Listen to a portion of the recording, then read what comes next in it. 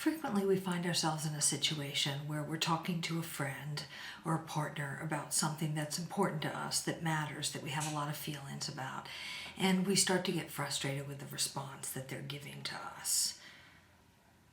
It might be that they start giving us suggestions when really we just wanted to be heard, or they might start over empathizing with us and really getting into our anger at the person we're talking about in a way that kind of deflates our own anger towards that person. Often the problem isn't that our listening partner isn't sympathetic, it's that there are actually a lot of different ways to be listened to. There are a lot of different things that people need when they're talking, depending on who they are and what the moment is. And so our listening partner their big failure is that they're not intuiting what it is that we need in that moment from them. Many of us have a long-held wish that our friends, and particularly our partners, knew what we wanted without us even having to say it, that they could essentially read our minds. We even find ourselves getting angry at them if they don't know what it is that we're thinking, feeling, needing, imagining that if they knew us well enough or if they loved us enough, they would know exactly what it is we need.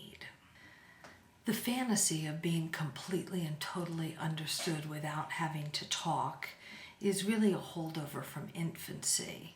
In infancy, the good enough parent has the kind of connection with its infant that it can really, he or she can kind of know what's going on inside the infant before the infant even has words, that primary caretakers can decipher between slight nuances and meanings in a child's crying and screaming, in the way that you'll notice a mother or father saying, oh, no, he likes to be held this way.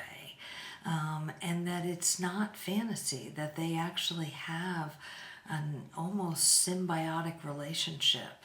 That in fact the infant and the primary caretaker are so deeply enmeshed that one of the pioneer object relations therapists, D.W. Winnicott, refers to it as an illness, an enmeshment that is an illness from which the parent must recover. Some of us have had the good fortune to have had a good enough parent who could know us and see us in that deeply profound and rewarding way that only early infancy can offer us. But the problem is whether that happened for us or didn't, we can't get it back. We can't have it again. No one will ever be able to read us in that way. That we can actually have a pretty intensely intimate relationship where someone knows us deeply and profoundly, but we will have to participate in that in a conscious way through talking to them about our truths, our feelings, and our needs. So when we set out to talk to someone, especially about something important, about something that we have strong feelings or strong needs, I actually recommend to people that they start with headlines, that they literally tell the other person, listen, I need to talk about something. Is this a good time for you? For instance, because if it's important to us, we should make sure that the person is really fully emotionally available to us before we start in on talking. And then we can be more specific about what it is we want. We can say, hey, listen, I just want you to listen for a little bit and try not to judge, or I just want you to listen for a little bit and try not to give me any suggestions, because right now I really want to be heard, or I really just want to be able to cry and have you hold me while I talk about this.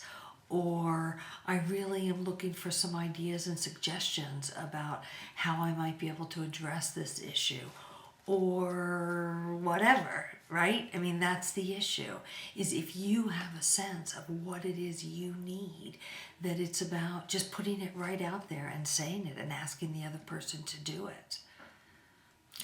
In fact, even if you've already started the conversation and you've started to receive a response that you're not crazy about, stop the conversation and say, hey, listen, I'm realizing there's a specific thing I kind of want from this. Let me tell you what that is.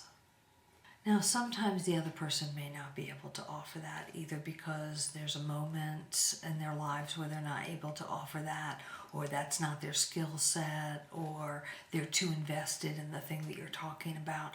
But at least you will have done your part to clearly articulate what it is that you're looking for, and you have such a better chance of getting your needs met. Be well, take good care of yourselves.